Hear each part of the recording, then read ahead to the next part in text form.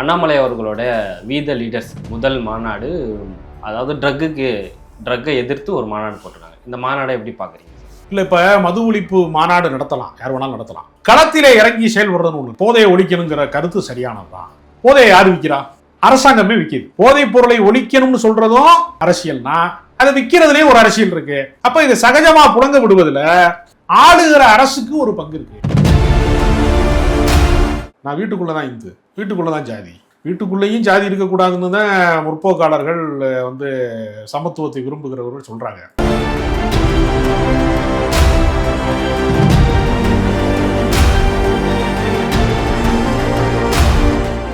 வன்னியர் போராட்டத்திலே அரசியலை தொடங்கிட்டு ராமதாஸ் எல்லாருக்குமானவர், பாட்டாளி மக்கள் கட்சி எல்லாருக்குமான கட்சின்னு சொல்லும் போது நம்ப மாட்டேங்கிறான் யாரும். ஏன்னா அவரே விதைச்சு விட்டுருக்காரு. என்ன விதைச்சு விட்டுருக்காருன்னா, வன்னியர் ஓட்டு அந்நியருக்கு இல்லைன்னு யாரு? ராமதாஸ். இப்போ வன்னியர் ஓட்டு அந்நியர்கள் இல்லைன்னா அந்நியர் ஓட்டு மட்டும் இப்படி வன்னியருக்கு வரும்?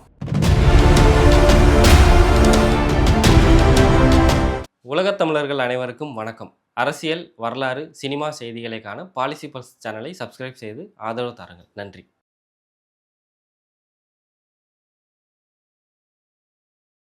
பாலிசி பல்ஸ் தமிழ் நேயர்களுக்கு வணக்கம். இன்னைக்கு நம்ம கூட பேசுறதுக்கு ஜேர்னலிஸ்ட் ராஜகம்பீரன் சார் தான் இருக்காங்க. வாங்க பேசலாம். சார் வணக்கம். வணக்கம். அண்ணாமலை அவர்களோட வீத லீடர்ஸ் முதல் மாநாடு, அதாவது ட்ரக்கை எதிர்த்து ஒரு மாநாடு போட்டிருக்காங்க. இந்த மாநாடை எப்படி பார்க்குறீங்க சார்? போதையை ஒழிக்க வேண்டும் என்று எல்லாருமே பேசுறாங்க. சரி, போதையை ஒழிக்கணுங்கிற கருத்து சரியானதுதான். போதையை யார் விற்கிறா? இன்னொரு கேள்வி இருக்கு. அரசாங்கமே விற்கிது.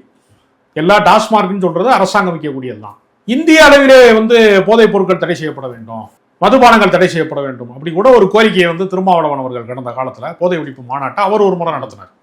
திமுக கூட்டணியில் இருக்கும்போது சென்ற ஆண்டுல அப்படி ஒரு மாநாட்டை அவர் நடத்தினார். இப்ப மத்திய அரசாங்கம் குஜராத்தில் இருக்கக்கூடிய முந்த்ரா துறைமுகத்துல பல ஆயிரம் கோடி மதிப்புள்ள போதைப் பொருட்கள் பிடிபட்டது. வெளிநாட்டுல இருந்து இறக்குமதியானது. அது அதானிக்கு சொந்தமான துறைமுகம் அப்படின்ட்டு வழக்கை ஊத்தி மூடிட்டாங்க. அதில் ஷாருக்கான் பையன் எல்லாம். ஆமா, எப்பவுமே என்ன செய்வாங்கன்னா, மொத்தமா ஹோல்சேலா அடிக்கிறவனு விட்டுருவாங்க. 50 கிராம் வச்சிருந்தவன், 100 கிராம் வச்சிருந்தவன் அப்படின்னு ஒரு ஐட்டம் இருக்காங்கல்ல. இப்போ உதாரணத்துக்கு மாட்டுக்கறி ஏற்றுமதியில இந்தியா ரொம்ப உலக அளவுல முக்கியத்துவமான முதன்மையான இடத்துல இருக்கு. ஆனா 1/4 கிலோ 1/2 கிலோ வாங்கி திங்கணும்னு அடிச்சு கொள்றாங்களா இல்லையா? கோமாதா எங்கள் குலமாதான்னு பிஜேபிக்காரன் போய் அங்கே போய் மோடிட்ட சொல்லி கோமாதாவை கொல்லக்கூடாது, பசுவை கொல்வது பாவம், பசு தாயை போன்றது அப்படின்னு டைலாக் நமக்கு சொல்லி கொடுக்குறாங்கல்ல. வெளிநாட்டு ஏற்றுமதி செய்கிறது இருக்கல, மாட்டிறைச்சி ஏற்றுமதி, அதை மத்திய அரசு தடை செய்வதற்கு முன் வருமா? பல நிறுவனங்கள் நடத்துறாங்க. எக்ஸ்போர்ட் நடத்துறவங்க முறை அவங்க ஆளு பிஜேபிக்காரங்க நடத்துறாங்க. பேர் எப்படி திரும்ப வச்சிருப்பான்? அதுக்கு பிஸ்மில்லா எக்ஸ்போர்ட்னு வச்சிருப்பான். ஏன்னா இஸ்லாமியர் மட்டும்தான் இந்த மாதிரி மாட்டிறைச்சி எல்லாம் சாப்பிட்றது மாதிரி ஒரு தோட்டத்தை உருவாக்கி வச்சிருப்பாங்க. நீங்க கிராமப்புறங்கள்ல எல்லாம் பாத்தீங்கன்னா விவசாய நிலங்கள்ல இருக்கிறவங்க, விவசாயம் பண்ணி வாழ்க்கை நடத்துறவங்க யாருமே மாட்டிறைச்சி சாப்பிட மாட்டாங்க. அது அவங்க ஆனா மாட்டிறைச்சிக்கு வித்துருவாங்க. அதுல ஒரு வேடிக்கை இருக்கு. அவன் வெட்ட மாட்டானே தவிர அதை வித்துருவான். இப்ப இந்த மாட்டிறைச்சியில ஒரு பொருளாதாரம் இயங்கி கொண்டிருக்கிறது. அது மாதிரி இந்த போதைப் பொருட்களுடைய புழக்கத்துல ஒரு பெரிய கோடிக்கணக்கான வருமானங்கள் கொட்டி கிடக்கு. அதனால போலீஸும் திருடனும் ஒரே ஆளா இருந்தா அப்படி இருக்கும், கெட்டப் சேஞ்ச் பண்ணா அப்படி இருக்கும். நைட்ல அவர் போலீஸா, பகல்ல போலீஸா இருப்பாருங்க, நைட் யூனிஃபார்ம்லாம் மாத்திட்டு போய் ஒரு வீட்டில் கொள்ளையடிப்பாருங்க. அப்படி சில போலீஸ்காரங்க எல்லாம் நடந்திருக்காங்க. ஒரு முறையெல்லாம் அப்படி நடந்திருக்கு. அது மாதிரி ஒரு வித்தியாசமான கான்செப்ட் இது. போதைப் பொருளை ஒழிக்கணும்னு சொல்றதும் அரசியல்னா, அதை விற்கிறதுலேயே ஒரு அரசியல் இருக்கு. அதை விற்கிறது யாருன்னு நீங்க கேட்கணும்ல. இந்த விற்கிறது யாரு? எல்லாருமே நம்முடைய அரசினுடைய ஆசீர்வாதம் இல்லாம எதுவுமே நகராது. நம்ம சாதாரணமா ஒரு பைக் எடுத்துட்டு இன்னொரு இடத்துக்கு போறதுக்குள்ள எத்தனையோ செக்கப் நடக்குது. நம்மளை அறியாம கேமரா, நம்மளுடைய 2 வீலரை அல்லது 4 வீலரை கேமரா ஆட்டோமேட்டிக்கா என்ன செய்யுது? கேப்சர் பண்ணுது. படம் இதாகுது, பதிவாகுது. அப்படிதான் நடக்குது இல்லையா? ஆனா எப்படி இவ்வளவு புழக்கம் இருக்கு அப்படின்னு ஒரு கேள்வி இருக்கு. அப்ப இது சகஜமா புழங்க விடுவதில் ஆளுகிற அரசுக்கு ஒரு பங்கு இருக்கு. அதை பத்தி பேசணும்ல. அண்ணாமலை பேசுவாரா? பேச மாட்டாங்க. அப்ப இது எப்படின்னா, நீங்க அந்த சிகரெட் அட்டையில எழுதி வச்சிருப்பாங்கல்ல, ஸ்மோக் ரொம்ப டேஞ்சரஸ் எழுதி வச்சிருப்பாங்க, கேன்சர் வரும்லாம் எழுதி வச்சிருப்பாங்கல்ல. அப்படி சொல்லியே ஒருத்தர் வித்துட்டு இருக்கேன் பாருங்க காலங்காலமா. நீங்க பாத்தீங்கன்னா ஆளுகால் மது நாட்டுக்கு வீட்டுக்கு கேட்டுப்பான். ஆனா மிகப்பெரிய அளவுல பொருளாதாரத்தை அரசாங்கம் அந்த வருமானத்தை ஈட்டி கொண்டிருப்பான். இப்படி ஒரு டபுள் கேம் எல்லாத்துலயுமே உண்டு. அதனால அண்ணாமலை இந்த அரசாங்கத்தை அசைத்து பார்ப்பதற்கான ஆயுதமாக போதைப் பொருள் புழக்கத்தை நம்ம சொல்லலாம். இதை சொல்லி தானே விஜய் ஆட்சியவே கைப்பற்றிருக்காரு. திமுக அரசுல சட்டம் ஒழுங்கு கெட்டு போச்சு அப்படின்னு சொன்னவங்க அங்கொன்றும் இங்கொன்றுமாக நடந்த போது ஆவேசமா பேசினாங்க எல்லாரும். இப்ப தினசரி நிகழ்வாயிடுச்சு. அன்றாட வாழ்வின் ஒரு பகுதியாக போதைப் பொருள் புழக்கம் மாற்றப்பட்டு விட்டு இப்ப இதுக்காக என்ன நடவடிக்கை அப்படிங்கிற கேள்வியை யார்கிட்ட கேட்கறது? எதிர்கட்சியா வந்து எதிர்கருத்துடையவராக இருந்து ஆளுகிற அரசை விமர்சித்தவர் இன்றைக்கு ஆளுங்கட்சியா இருக்கார் மாண்புமிகு ஜோசப் விஜய். இப்ப ஏன் ஒழிக்க முடியலையே? என்ன காரணம்? ஏன் ஒழிக்க முடியல? அவங்களே ஒத்துக்கிறாங்களா சார்? சினிமா பாணியில இதெல்லாம் ஒரே நாள்ல மாத்திர முடியாது அப்படின்னு சொல்றாரு. அந்த அறிவு வந்து கடந்த ஆட்சியாளர்களுக்கு வந்து நீங்க சொல்லும் போது இருக்கணும்ல. நீங்க ஆட்சிக்கு வந்ததுனால ஒரே நாள்ல ஒழிச்சிட முடியுமா? 60 நாள்ல ஒழிச்சிட முடியுமா? 50 நாள்ல ஒழிச்சிட முடியுமா? நாங்க என்ன மேஜிக்கா பண்ண முடியும் அப்படின்னு இப்ப கேட்கிறவங்க அந்த கேள்வியை நீங்க ஆளுகிற அரசாங்கத்தை பார்த்து கடந்து நீங்கள் ஆளாத காலத்துல கேட்டீங்களா? கேட்கலையா? கேட்டீங்கல்ல. எப்போ உங்களுக்கு ஒரு நியாயம் மற்றவங்களுக்கு ஒரு நியாயமா அப்படின்னு ஒரு கேள்வி இருக்கு. இப்போ நீங்கள் போலீஸ்காரனை மட்டுமே நம்பி ஒரு சமுதாயத்தை சீர்திருத்த முடியுமா? நீங்கள் காவல்துறையினுடைய எல்லா பணியிடங்களும் நிரப்பப்பட்டாலும் கூட 800 பேருக்கு ஒரு போலீஸ் தான் போட முடியும். 800 பேருக்கு ஒரு போலீஸ்னா ஒரே ஒரு போலீஸ்காரன் 800 பேரை பாதுகாக்க முடியுமா? சாத்தியமா? போலீஸ் குவார்டர்ஸுக்குள்ளே சில நேரம் திருட்டு போயிடும். அவங்களுக்கே பிரச்சனை வரும் சில நேரம். இப்போ சிங்கப்பெண் திட்டம் நம்ம சொல்கிறோம், யூனிஃபார்மாக மாற்றியாச்சு. அவர்களுக்கு ஏதாவது சிறப்பு அதிகாரம் இருக்கிறதா? இதுவுமே இல்லை. ரோந்து போகிற போலீஸ் தான் இது. சட்டையை மாற்றி விட்டாங்க, அவ்வளோதான். அதனால தீர்வை நோக்கி நகர்வது என்பது வேறு. அதற்கு செயல் திட்டங்கள் வேணும். போதையை ஒழிப்பதை தீர்மானம் போடலாம் கட்சி மாநாட்டில். நடைமுறையை ஒழிப்பதற்கு என்னென்ன சாத்தியக்கூறுகள் இதை பற்றிய ஒரு விரிவான விமர்சனம் வந்து தேவைப்படுது. அப்போ இதை வந்து அரசியல் மாநாடாக நம்ம எடுக்க முடியாது. ஒவ்வொரு தனி மனிதனும் நீங்க மாறுங்கன்றதுக்கான மாநாடு மாதிரி தான் இதை எடுத்துக்க முடியும். இல்லை, அப்படியும் நம்ம அதாவது ஒரு அரசாங்கத்துக்கும் தனி மனிதனுக்கும் வந்து ஒரு அதாவது நீங்க வந்து நம்ம 2 பேர் பேசிட்டு இருக்கோம், நம்ம அமைதியா இருக்கிற வரைக்கும் அரசாங்கத்துக்கு பிரச்சனை இல்லை, அது சட்டம் ஒழுங்கு பிரச்சனை இல்லை. இப்போ நீங்க என் மேல கோபத்துல கள்ளத்துக்கு அடிச்சுட்டு கோபத்தில் சண்டை வரும்போது அப்படின்னா நாம எனக்கு மண்டை உடைச்சுன்னா அது சட்டம் ஒழுங்கு பிரச்சனை தான். ஒருத்தருக்கு பாதுகாப்பு இல்லையாங்கிற பிரச்சனை தான். அப்போ ஒவ்வொரு தனி மனிதனுக்கும் அதுல பங்கு இருக்கிறது. ஆனா தனி மனிதனை வந்து கண்காணிக்க வேண்டிய இடத்துல அரசாங்கமும் இருக்கு. ஆனா அரசாங்கத்தினால முழுமையாக கண்காணிக்கவும் முடியல, தீர்வு தரவும் முடியல.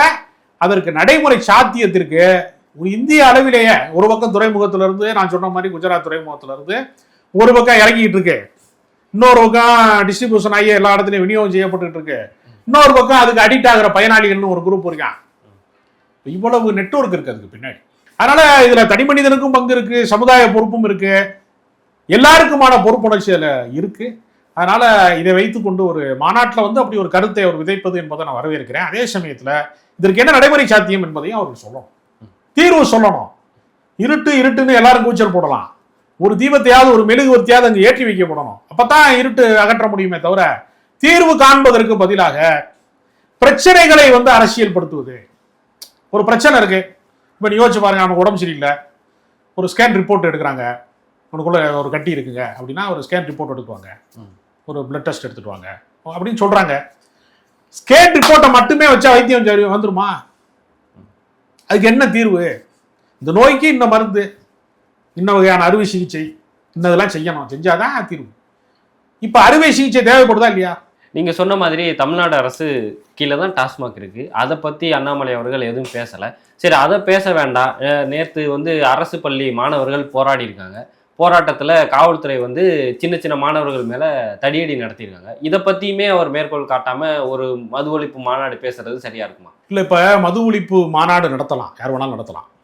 களத்திலே இறங்கி செயல்படுறதுன்னு ஒண்ணு இருக்கு. நீங்க உதாரணத்துக்கு ஒன்று சொல்றேன், பெண்கள் மொத்தமாக முற்றுகையிட்டு டாஸ்மாக் கடைக்கு முன்னாடி போய் மொத்தமா வந்து முற்றுகை எடுக்கிற சில போராட்டங்கள் நடத்திருக்காங்க. அப்ப வந்து என்ன செய்வாங்கன்னா, போலீஸ் தடியடி நடத்துறதோ அல்ல வேறு சிக்கல்களை வரும்போது பெண்களுக்கு பாதிப்பு வருங்கிற பட்சத்துல அந்த நியூஸ் வந்து ஒரு பெரிய அளவுல ஃபாலோ ஆகுது அப்படின்னு வச்சுக்கோங்களேன். அந்த மாதிரி நேரத்தில் என்ன செய்வாங்கன்னா, அந்த டாஸ்மாக் கடையை அகற்றுவதற்கு அதிகாரிகள் வந்து ஒப்புக்கொள்வாங்க. அப்ப போராட்ட உத்தின்னு ஒண்ணு இருக்கு, கல யதார்த்தம்னு ஒண்ணு இருக்கு. நீங்க ஒரு அரசியல் கட்சியே அறிக்கை வெளியிடுவது, மாநாடு நடத்துவது, பொதுக்கூட்டத்திலே பேசுவது, மீடியாவில் பேசுவதுங்கிறது ஒரு அரசியல். ஆனால் அது கல அரசியலாக எந்தெந்த இடத்துல டாஸ்மார்க் வந்து பள்ளிக்கூடத்துக்கு பக்கத்தில் இருக்கு அல்லது வழிபாட்டு ஆலயங்களுக்கு பக்கத்தில் இருக்கு, எங்கெல்லாம் இடையூறு செய்யக்கூடிய இடங்கள்ல இருக்கு என்கிற கணக்கெடுப்பு எனக்கு தெரியும் அப்படின்னு அண்ணாமலை சொல்றாருல. அங்கெல்லாம் போய் ஸ்பாட்ல போய் அவர் வந்து போராட்டம் நடத்தணும் அப்படின்னா தான் அவர் சொல்லுவதற்கு அவர் வைக்கிற கோரிக்கைக்கு ஒரு நியாயம் இருக்கும். இல்லைன்னா நானும் என்னோட கருத்தை சொன்னேன். இப்ப எப்படி ஆகி போச்சுன்னா, அரசியல் என்பது மீடியாவில் மட்டும் ஒரு கருத்தை சொன்னால் போதும், களத்துல எதிரொலிக்க வேண்டிய அவசியம் இல்லைன்னு நினைக்கிறாங்க. அந்த ஒரு சொகுசு அரசியல் வந்துருச்சு. இப்ப கள அரசியலுக்கு பதிலா ஏன்னா களத்துக்கே போகாத ஒருத்தர் முதலமைச்சராகவே ஆயிட்டார்ல. நமக்கு ஒரு முன்னுதாரணம் கிடைச்சிருச்சு, ரோல் மாடல் கிடைச்சிருச்சுல.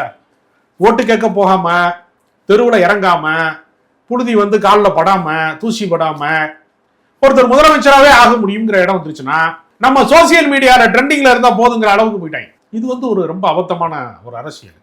அதனால களத்திலே நீங்கள் என்ன சாதிக்க போகிறீர்கள் என்பதுதான் வந்து உண்மையான அரசியலை தவிர இந்த மாதிரியான கவர்ச்சி அரசியல் மாதிரி. இப்போ இவங்க என்ன நினைக்கிறாருன்னா, நம்ம வந்து எதிர்கட்சி அரசியல்ல 2031 நம்ம ஆட்சியை பிடிச்சிருவோங்கிறாப்ல நம்மள. இப்போ இவங்கெல்லாம் என்ன நினைக்கிறாங்கன்னா, 35 வயதுக்கு கீழானவர்கள், முதல் தலைமுறை வாக்காளர்கள், அந்த மாதிரி ஒரு கூட்டத்தை வந்து நம்ம வந்து தன்மையப்படுத்தணும், ஜென்சி அப்படிங்கிற மாதிரி ஒரு ஜென்சி தலைமுறை, 2K கிட்ஸ், அந்த மாதிரி ஒரு தலைமுறையை நோக்கி ஒரு அரசியலை வந்து நகர்த்துறாங்க எல்லாருமே. ஆனா எல்லா ஏஜ் குரூப்புக்குமே ஓட்டு இருக்கு.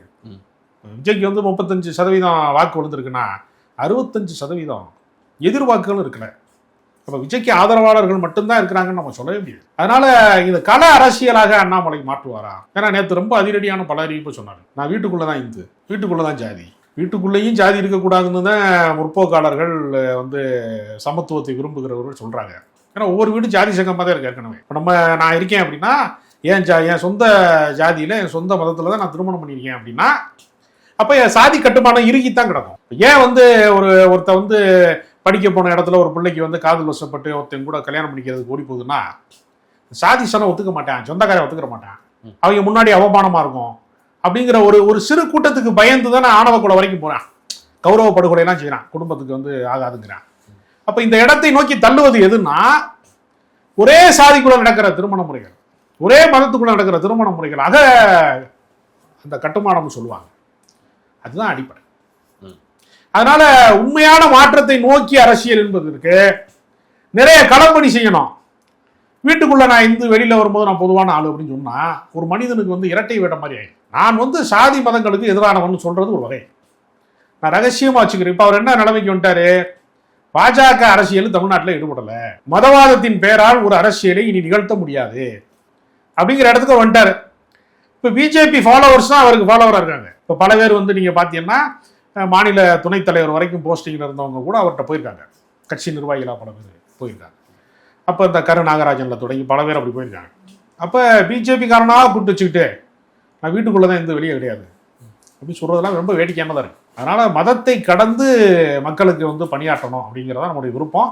அது நடைமுறைக்கு எவ்வளவு தூரத்துக்கு அவர் செயல்படுத்த போறாரு. எப்பவுமே ஒரு அரசியல்வாதிக்கு இருக்க மாபெரும் பிரச்சனை என்னன்னா, எந்த புள்ளியில் தொடங்குகிறார்கள் அரசியலுங்கிறது ஒண்ணு. வன்னியர் போராட்டத்திலே வந்து அரசியலை தொடங்கிட்டு ராமதாஸ் எல்லாருக்குமானவர், பாட்டாளி மக்கள் கட்சி எல்லாருக்குமான கட்சின்னு சொல்லும் போது நம்ப மாட்டேங்கிறான் யாரும். ஏன்னா அவரே விதைச்சு விட்டுருக்காரு. என்ன விதைச்சு விட்டுருக்காருன்னா, வன்னியர் ஓட்டு அந்நியருக்கு இல்லைன்னு யாரு ராமதாஸ். வன்னியர் ஓட்டு அந்நியர்கள் இல்லைன்னா அந்நியர் ஓட்டு மட்டும் இப்படி வன்னியருக்கு வரும்? அது ஒரு கேள்வி இருக்குல்ல.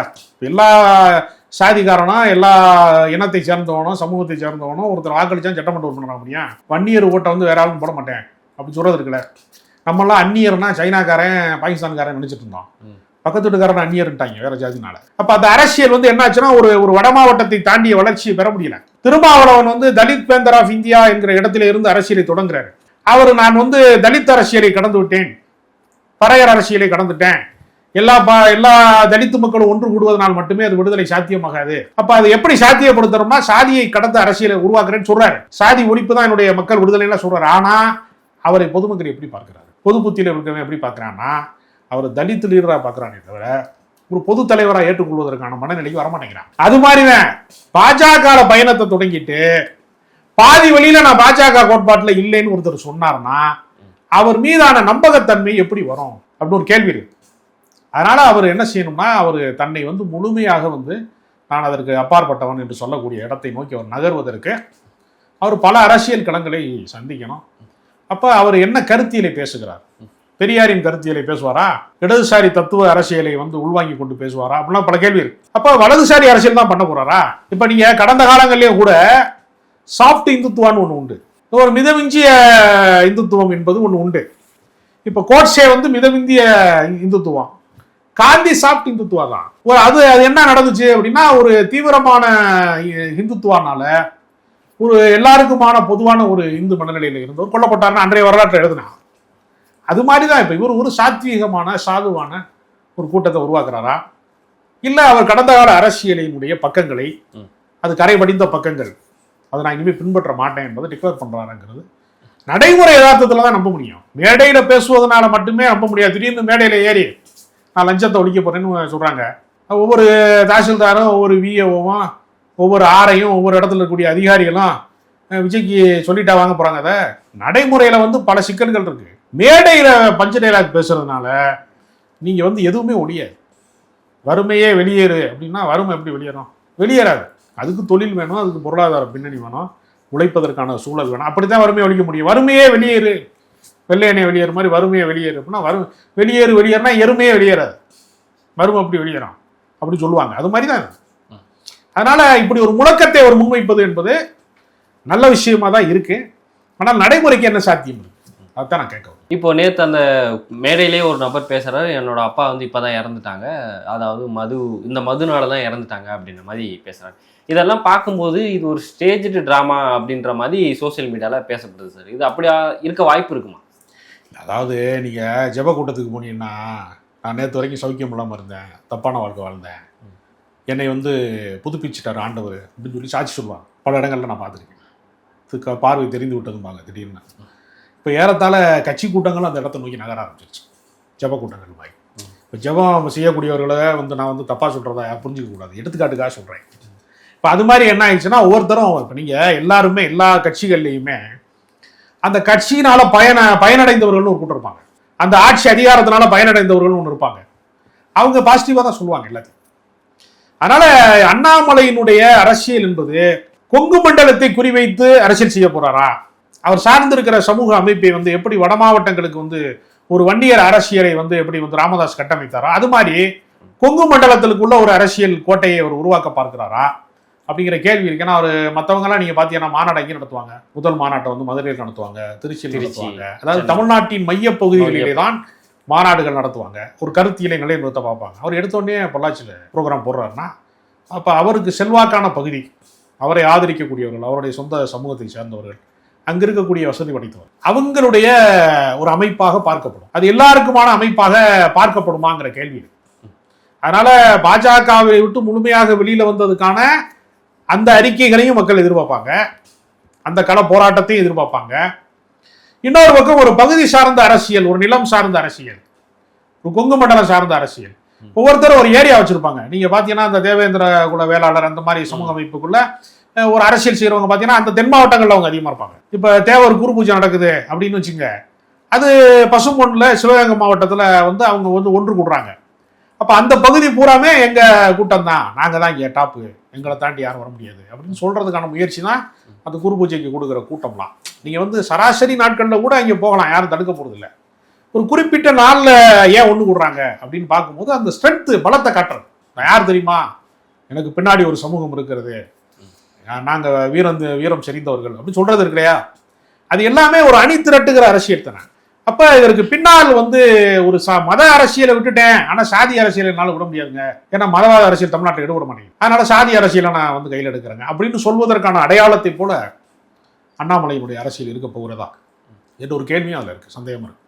சார், இறுதியாக டிவிகே வந்து நான் எதிர்க்க மாட்டேன், அவங்க ப்ரெஸ் மீட் கொடுக்கல, அது வந்து நம்ம பேச தேவையில்லை, மக்கள் தேர்ந்தெடுத்துட்டாங்க, அவரை நம்ம மரியாதையாக நான் பார்க்குறேன் அப்படின்ற மாதிரி சொல்கிறாங்க. இப்போ அவர் வந்து பிஜேபி ப்ராக்சி அப்படின்னு சொன்னாங்க, ஆனால் இவர் பேசுகிறதெல்லாம் பார்த்தா டிவிகேவோட ப்ராக்சி மாதிரி இருக்குன்ற மாதிரி செய்திகள் வளம் வந்துட்டு. அப்படி உடனடியாக ஒரு தகவலுக்கு வர முடியாது. நீங்கள் கமலஹாசன் கட்சி ஆரம்பிக்கும் போது பார்ப்பன தலைமை வந்து தமிழ்நாட்டில் இல்லை, பிராமணிய தலைமை எதுவுமே இல்லை, அதை மனதில் வைத்து தான் வந்து ஏற்கனவே மூதறிஞர் ராஜாஜி, ஜெயலலிதா போன்ற ஒரு சிலர் இருந்தாங்க தலைமையில். அதுக்காகத்தான் அவர் அந்த அரசியலுக்குள்ள அவரை கொண்டு வர்றாங்க அப்படின்லாம் பேசினாங்க.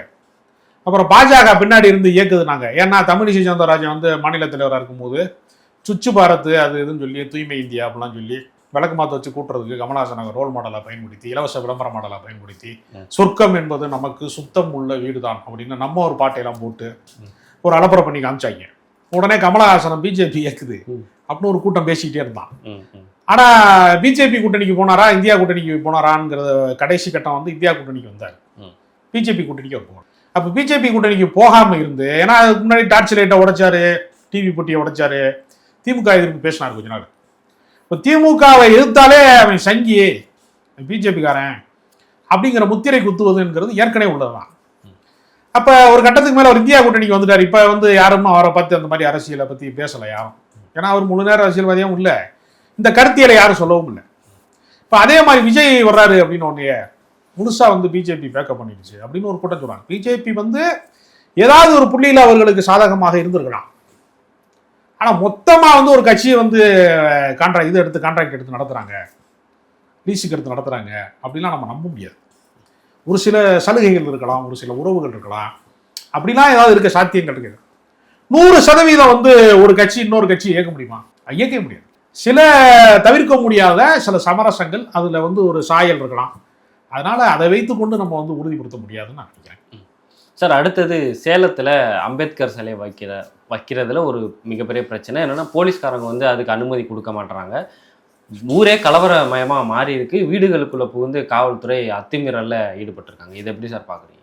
எப்பொழுதுமே இந்தியாவினுடைய ஒரு அரசியல் சாசனத்தை எழுதிய ஒரு சட்ட மேதை காரல் மார்க்ஸ் மாதிரியான உலகத்தினுடைய மிகப்பெரிய பொருளாதார தத்துவ மேதைகளுக்கு நிகராக ஒரு அறிவு சார்ந்த ஆளுமையை வந்து இந்தியாவிலே வந்து சொல்ல வேண்டும் என்றால் அண்ணல் அம்பேத்கரை தான் சொல்ல முடியும். வேற யாரையுமே வந்து அப்படி சொல்ல முடியாதுங்க. அம்பேத்கர் அளவிற்கு கல்வி கற்றவர்கள், கடல் போல கல்வியை கற்றவர்கள் இந்தியாவில் யாருமே இல்லை. அந்த அளவுக்கு ஒரு மிகப்பெரிய மேதை அவர். அவரை பிறப்பின் அடிப்படையில பார்க்காமல் அறிவுசார் அடிப்படையில அவரை கொண்டாட வேண்டியது இந்திய சமூகத்தினுடைய பொறுப்பு.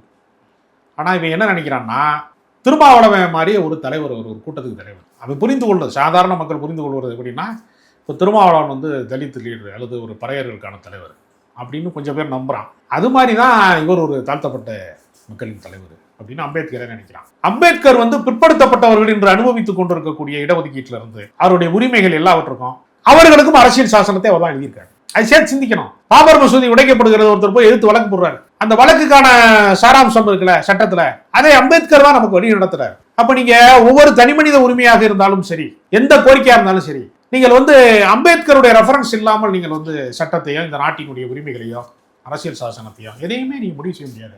அப்ப அவரை கொண்டாடுவதற்கு உனக்கு மனம் இல்லைன்னா கூட கொச்சைப்படுத்தக்கூடாது. கொச்சைப்படுத்த வேண்டிய அவசியமும் கிடையாது.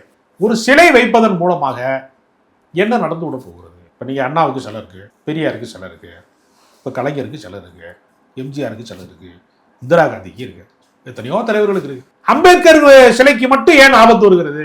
ஏன் அது கலவரமாக மாற்றப்படுகிறது அப்படின்னா, பொது சமூகத்தினுடைய புத்திக்குள்ள சாதியை கடந்த ஒரு சமத்துவத்திற்கான ஒரு அறிவை சமூக அமைப்புகள் ஊட்ட தவறிவிட்டது அப்படின்னு சொல்லலாம். அதனால நீங்கள் வந்து அவர் ஏதோ காலு மேலே காலு போட்டு உட்கார்ந்துருக்காரு, அது ஒரு சிலையில் இருக்கக்கூடிய ஒரு வடிவம். அதை வந்து நீங்கள் வந்து எதிர்க்க வேண்டிய அவசியம் இல்லை. ஒரு சமூக பதட்டத்தை அதன் வழியாக உருவாக்கி நீங்கள் சட்ட ஒழுங்கை காரணமாக காட்டி அதை செய்யாதீங்கன்னு சொல்றது இல்லை. அது எந்த அரசாங்கம் வந்தாலும் ஆட்சி மாறலாமே தவிர காட்சி மாறாது என்று சொல்வதை போல இதை மாற்ற முடியாத ஒரு அவல நிலை இருக்கிறது. இதற்கு ஒரு மாற்று சிந்தனை சமூக அமைப்புக்குள்ள உருவாக்கப்பட வேண்டும் என்பதுதான் சரியான கருத்தாக.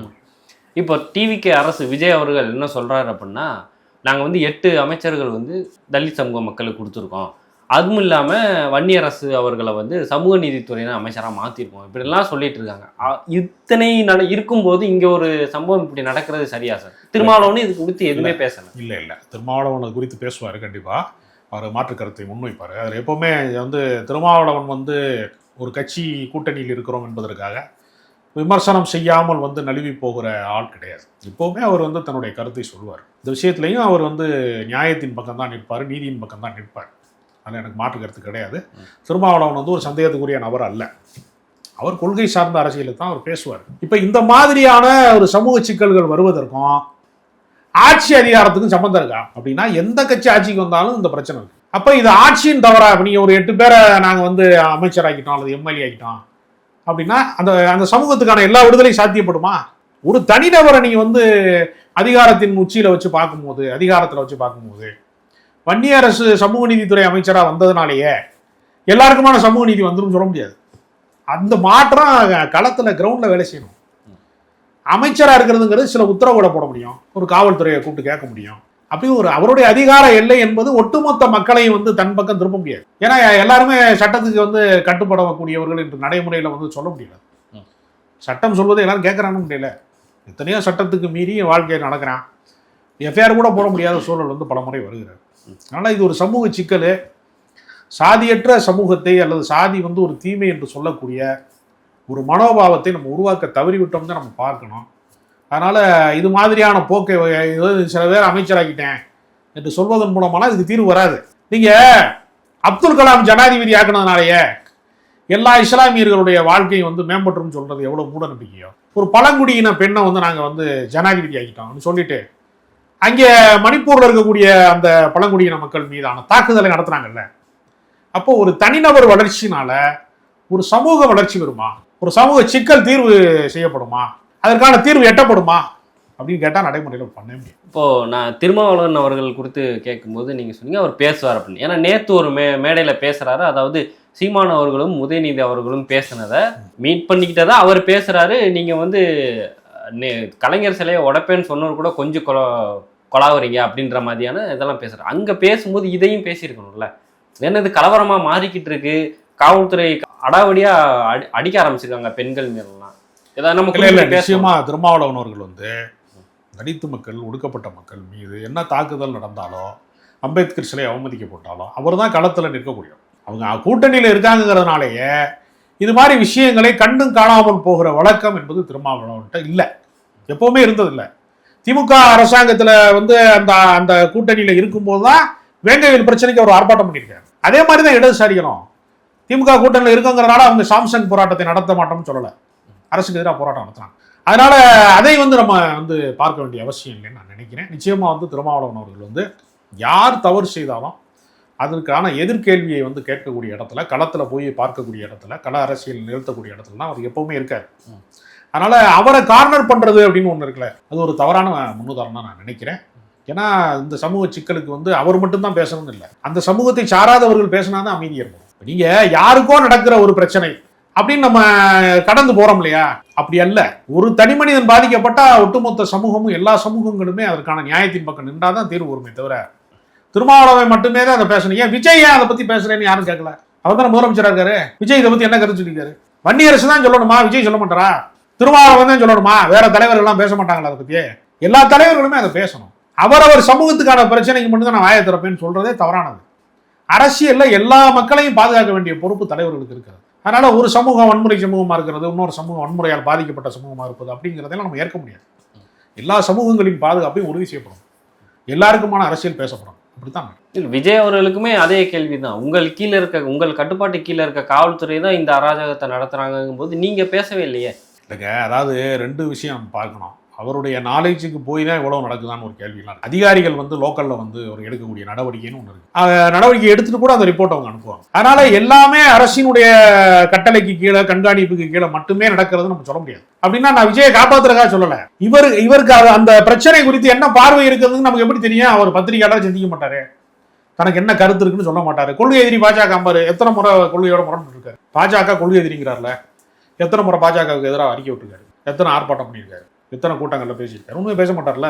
திமுகவை மட்டுமே டார்கெட் பண்ணி அடிக்கிறது மிகுந்த சந்தேகத்துக்குரியதாக இருக்கிறது. அரசியல் என்பது வந்து ஒரு குறிப்பிட்ட கட்சியை காலி செய்யறது அல்ல. திமுகவை காலி செஞ்சுட்டா தமிழ்நாட்டில் எல்லா பிரச்சனையும் தீர்ந்துருமா? ஏதோ ஒட்டுமொத்தமா அந்த சினிமா படத்துல ஒரு ஹீரோ ஒரு வில்லன் கதை சொல்வாங்கல்ல, வில்லனை அடிச்சு துவம்சம் பண்ணிட்டாரு, ஓடு ஓடு ஓடுன்னு சொன்னார்லாம் பாட்டு பாடுறாருல. ஒரு தனிநபர் வீழ்ச்சினால நீங்க திமுக அழிச்சிட முடியுமா? ஒரு ஸ்டாலின் குளத்துல தோத்தாரு அப்படிங்கனால இனி திமுகவே இல்லைங்கிற முடிவு கொஞ்சம் பேர் வர்றேன். அது எப்படி வர முடியும்? ஏற்கனவே 91 ராஜீவ்காந்தி கொலை செய்யப்பட்ட போது ஒட்டுமொத்தமா தமிழ்நாடு முழுக்க திமுக தோத்து போச்சு. கலைஞர் ஒரு ஆள் ஒத்த எம்எல்ஏ ஜெயிச்சாரு. அப்புறம் 3 மாசம் கழிச்சு நடந்த இடைத்தேர்தலில் பருதி இளமொழி ஜெயிச்சார். 2 பேரும் ஜெயிச்சாங்க. இப்போ 2 எம்எல்ஏவா இருக்காங்க. அப்படி இல்லைல்ல. அப்ப காலங்காலமாக எத்தனையோ அரசியல் தோல்விகள்லாம் நிகழும். அதனால எடுத்தோடனே ஒரு முறை ஜெயிச்சுட்டாருன்னா விஜய் நிரந்தர முதலமைச்சர் சொல்றது, ஒரு முறை தோத்துட்டாரு குளத்தூர்லன்னு சொன்னோன்னா இனிமே திமுக எந்திரிக்காதுன்னு சொல்றதுலாம் இருக்குல்ல. இதெல்லாம் ரொம்ப பெரிய மூட நம்பிக்கை நான் நினைக்கிறேன். ஒரே மாதிரி தான் வாழ்க்கை திரும்ப திரும்ப நிகழுங்கிறது அல்ல. நேற்று நல்லா இருந்தவன் இன்னைக்கு உயிரோட இல்லைங்கிறான்ல, அது மாதிரி தான் வாழ்க்கை மாறிக்கொண்டே இருக்கக்கூடிய ஒன்று. அது மாதிரி தான் அதிகாரம் ஒரு இடத்துல தங்காது. பணம் எப்படி ஒரு இடத்துல தங்காத? உங்க பாக்கெட்ல ஒரு பணம் 1000 ரூபா வருது, 1000 ரூபா வந்தோன்னா உங்ககிட்டே இருக்கு அந்த பணம், உங்க பாக்கெட்லேயே இருக்கு 1000 ரூபா. ஹோட்டலுக்கு போனீங்கன்னா அங்கே செலவாயிடும், பெட்ரோல் போட்டீங்கன்னா இன்னொரு இடத்துல செலவாயிடும், திரும்ப இந்த பக்கம் ஒருத்தன் வந்து ஒரு அவசரமா எனக்கு ஒரு 500 ரூபா கைமாத்துக்கும் 1000 ரூபா காலியாயிரும். அது சுழற்சியில அதிகாரமும் அப்படித்தான். அதிகாரம் யார் இடத்திலும் தங்காது. செல்வத்தை போலதான் அதிகாரம் யார் இடத்திலும் தங்காது. விஜய் கையில இப்ப அதிகாரம் கிடைச்சிருச்சுங்கிறதுனால இனி திமுக அழிஞ்சு போயிருங்கிறாங்க கொஞ்சம் பேர். அப்ப திமுக அதிகாரத்தில் இருக்கும்போது எல்லாரும் அழிச்சு போயிட்டாங்களா? இல்ல அவன் அரசியல் பண்ணி தானே இருந்தான், எதிர்த்து பேசி தானே இருந்தான், அது மாதிரி தான் இருக்கும். அதனால இதை வந்து அப்படி நம்ம வந்து அந்த பார்வையோட நம்ம பார்க்க வேண்டிய அவசியம் இல்லை. தமிழ்நாடு பாட திட்டத்தின் அந்த துறை தலைவராக லயோலா மணி அவர்கள் தேர்ந்தெடுக்கப்பட்டிருக்காங்க. இதை எப்படி பார்க்க? அவங்களுக்கு ஆள் இல்லை, கிடைக்கிற ஆளை வச்சு அவங்க கட்சி நடத்துகிறாங்க அல்லது நிர்வாக பொறுப்புக்கு கொண்டு வர்றாங்க. அதனால் லயோலா மணி வந்து அறிவாற்றல் மிக்கவரா, கல்வி பின்புலம் உள்ளவரா, ஆசிரியர் போன்றவர்களையெல்லாம் வந்து அவங்களுடைய பிரச்சனைகளை எல்லாம் புரிந்து கொண்டு அவர்களுக்கெல்லாம் வந்து பணியாற்றக்கூடியவரா என்று நமக்கு தெரியலை. அவங்க கட்சியில் அவங்களுக்கு யார் வந்து கிடைத்தா இருக்கிறார்களோ அவர்களை வைத்து அந்த வெற்றிடத்தை நிரப்பி கொண்டிருக்கிறார். அதனால் அவர் வாழ்த்துக்கள், அவருக்கு இளம் வயதில் ஒரு பெரிய பொறுப்புக்கு வந்திருக்காரு, வாழ்த்துக்கள். அது எப்படி செயல்படுகிறார் என்பதை பொறுத்து நம்ம விமர்சனம் செய்யலாமே தவிர இப்போதைக்கு நம்ம அவரை ஏன் வந்து நியமிச்சாங்கன்னு நம்ம சொல்ல முடியாது. மொத்தத்தில் தாவேக்கால ஆட்கள் இருக்கிறார்கள், ஆளுமைகள் இல்லை. ஆளுமை என்பது வேறு, ஆட்கள் என்பது வேறு. இப்போ தாவேக்காவுக்கு ஆதரவாக பேசுனா பதவி கிடைச்சிருக்காங்க இல்லைங்க, இங்கே ஆளே இல்லைங்க. நீங்க வந்து அவங்க தேர்தல் அரசியல ஜெயிச்ச பின்னாடி தான் அதை ஒரு அரசியல் கட்சியாவே கொஞ்சம் பேர் கன்சிடர் பண்ணா. நீங்க செங்கோட்டையன் சேர்ற வரைக்குமே அதை ரசிகர் பண்றது தான். செங்கோட்டையன் ஒரு மூத்த அரசியல் உள்ள போனோன்னா சரி இது அரசியல் கட்சி மாதிரி ஆயிரம் போல இருக்குமே அப்படின்னு கொஞ்சம் பேர் நினைச்சான். அப்புறம் நாஞ்சில் சம்பத்து போனாரு. அப்போ கொஞ்சம் கொஞ்சமா போனாங்க, சீட்டு கிடைக்காதவங்க, வேற கட்சியில சீட்டு கிடைக்காதவங்க கொஞ்சம் பேர் போனாங்க. அவங்க திடீர்னு அவங்க அதிகபட்ச வாக்கு வங்கிக்குள்ள வந்துட்டாங்க, 35% வந்துட்டாங்கன்னா எல்லாரும் படையெடுத்து அதிமுக எம்எல்ஏல இருந்து மாவட்ட செயலர் இருந்து இப்போ போறாங்க. இப்போ அந்த இடத்தையெல்லாம் நிரப்புவதற்கு ஆட்கள் இல்லாம இருந்துச்சு. இப்போ ஆட்கள் கொஞ்சம் கொஞ்சமா வர்றாங்க. வெளி கட்சியிலேருந்து வர்றவங்களுக்கு உடனே பதவி கொடுக்க முடியாது, ஏன்னா அந்த கட்சியில ஏற்கனவே கூவனவங்க எல்லாம் இருக்காங்க. அதனால ஒவ்வொரு போஸ்டிங்கா போடுறாங்க. அதுல லயோலா மணி கிடைச்சிருக்கு. இல்லை, எவ்வளவோ கலெக்டர்கள் இருக்காங்க, எவ்வளவோ தலைவர்கள் இருக்காங்க, நல்லா படிச்சுட்டு ரிட்டையர் ஆகி கூட இருப்பாங்க, நீதிபதிகள் இருக்காங்க, அது மாதிரியெல்லாம் போடலாமே. இல்லை, அது வந்து நம்ம எப்படி சொல்ல முடியும்? உங்க கையில நீங்கள் ஆட்சி அதிகாரத்தை கொடுத்ததற்கு பின்பு அவர்கள் யாரை தேர்வு செய்யணுங்கிறத நம்ம சொல்ல முடியாதுல்ல. இப்போ இதுக்கு முந்தைய அரசு யாரை தேர்வு செய்தது? திண்டுக்கல் லியோன் இருந்தார், அவர் பள்ளிக்கூட ஆசிரியர். அதனால பள்ளி கல்வித்துறை சார்ந்த விஷயங்களுக்கு பாடநூல் கழகத்திற்கு ஒரு ஆசிரியர் பணி ஆற்றியிருக்கிறார் என்பதனாலேயே அது சார்ந்த அறிவுடையவராக அவர் இருப்பாரு, அந்த நாலேஜ் பர்சனாக இருப்பார் அவர் அப்படின்னு அவங்க ஒரு கணக்கில் அந்த பதவி கொடுக்குறாங்க. நூலக ஆணைக்குழு அப்படின்னு ஒன்று இருக்கு, அதுக்கு கவிஞர் மனுஷபுத்திரன் வந்து போன ஆட்சியில் வந்து நூலக ஆணைக்குழு தலைவராக்குனாங்க. அப்போ அவர் எழுத்தாளர், கவிஞர், அவர் இலக்கியவாதிகளை மெயின்டைன் பண்ணுறாரு. அதனால நூலக ஆணையக்குழுவில் வந்து அவர் தலைவராக இருப்பது தகுதியானவர் அப்படின்னு ஒரு முடிவெடுத்தாங்கல்ல. அது ஒரு கட்சி வந்து ஆட்சிக்கு வருகிற போது அவர்களுடைய ஆதரவாளர்களை உயர் பதவியில் வைத்து அழகு பார்ப்பதுன்னு ஒரு இடம் ஏற்கனவே இருக்கு. இவங்களுக்கு ஆட்கள் இல்லை, கிடைத்த ஆட்களை வைத்து நிரப்புறாங்க. அதனாலதான் சின்ன சின்ன பசங்க, பேச தெரியாதவங்க, சட்டப்பேரவையில் உரையாற்ற தெரியாதவங்க, டேட்டா தெரியாதவங்கலாம் அமைச்சராக இருக்காங்க. அமைச்சராக வரக்கூடாது நம்ம அப்படி சொல்ல முடியும்? வாக்குரிமை இருக்கிற அனைவருக்குமே அந்த வாய்ப்பு இருக்கிறது. அவங்க கட்சி ஆளுங்கட்சியாக இருக்கனால அவங்க செய்கிறாங்க. அவங்க செயல்பாடு சிறப்பாக இருக்கும் பட்சத்தில் நம்ம வரவேற்போம். அது தவறு செய்கிற போது நம்ம பல கேள்விகளுக்கு சிறப்பான பதில், நேரத்துக்கு பதிலுக்கும்